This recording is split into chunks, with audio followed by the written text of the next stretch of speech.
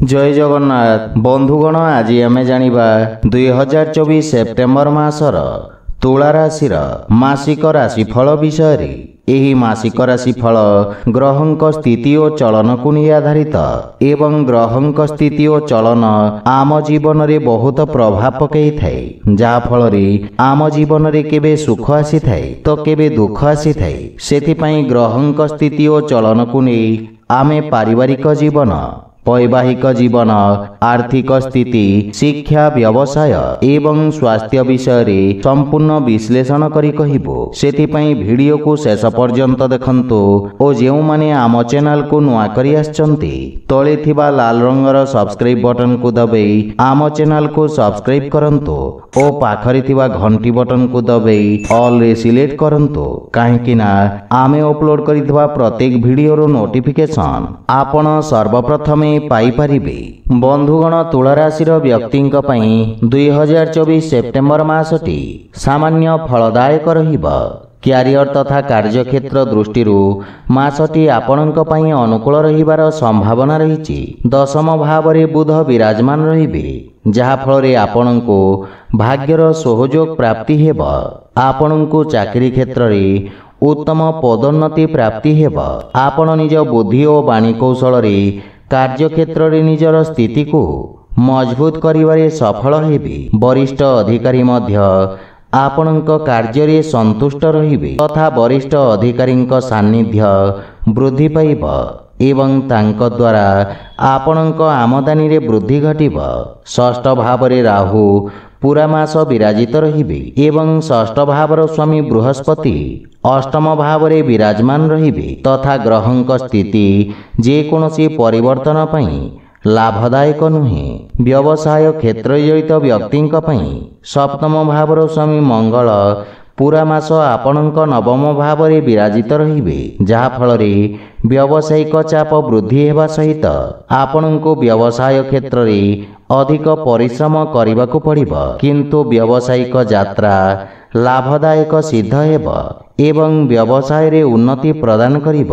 किंतु शनिंक वक्री दृष्टि सप्तम भाव रे रहिब, जहा फल रे कार्यचाप वृद्धि पाइब।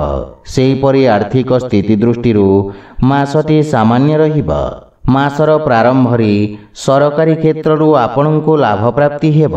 आपणको लगातार आर्थिक लाभ प्राप्ति हेब, किंतु पूरा मास द्वादश भाव रे राहु केतुंक प्रभाव कारणरू आपणक खर्च रे वृद्धि घटिब।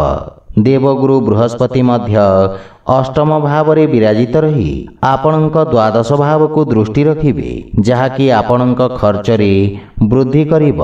16 सेप्टेम्बर को सूर्य मध्य द्वादश भाव को गोचर करिबे, जहा फल रे व्ययभार वृद्धि पाइब। किंतु शनि पूरा मास एकादश भाव को दृष्टि रखिबे, जहा फल रे आमदानी मध्य लागि रहिब तथा परिश्रम अनुଯାयी फल प्राप्ति हेब। आकस्मिक भाव रे किछि धन प्राप्तिर संभावना रहिछि। प्रेम और वैवाहिक जीवन दृष्टि मासटी संघर्षपूर्ण रहिब। सूर्य और शनिंक पंचम भाव रे प्रभाव कारणरू प्रेम जीवन रे कठिन स्थिति उत्पन्न करिब। परस्परर भावना रे भिन्नता आसिबा सहित असामंजस्यर स्थिति उत्पन्न हेब।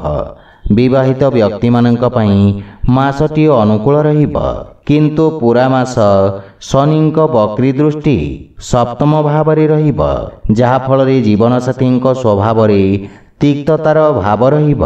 किंतु जीवन साथी निज दायित्व को पूर्ण रूप से निर्वाहन करिवे। सेहीपरि पारिवारिक जीवन दृष्टि मासटी अनुकूल रहिब।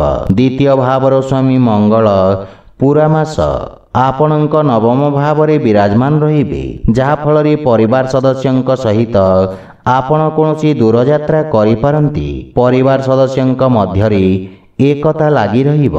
सेहीपरि स्वास्थ्य दृष्टि मासटी सामान्य दुर्बल रहिब। विशेष करी रक्त संबंधित और चक्षु संबंधित समस्या आपणको हैरान करिब।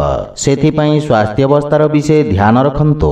आपणक पई प्रतिकार हला ଆପଣ ପ୍ରତ୍ୟେକ ସୋମବାର ଦିନ ଶିବଲିଙ୍ଗରେ ଜଳ ଅର୍ପଣ କରନ୍ତୁ, ଶୁଭଫଳ ପାଇବେ। ତ ବନ୍ଧୁଗଣ, ଏହା ଥିଲା 2024 ସେପ୍ଟେମ୍ବର ମାସର ତୁଳା ରାଶିର ମାସିକ ରାଶିଫଳ ବିଷୟରେ। ଯଦି ଭିଡ଼ିଓଟି ଆପଣମାନଙ୍କୁ ଭଲ ଲାଗିଥାଏ, ଲାଇକ୍ ସେୟାର ଓ କମେଣ୍ଟ କରି ଜଣାନ୍ତୁ ଏବଂ ଆମ ଚ୍ୟାନେଲକୁ ସବସ୍କ୍ରାଇବ୍ କରନ୍ତୁ।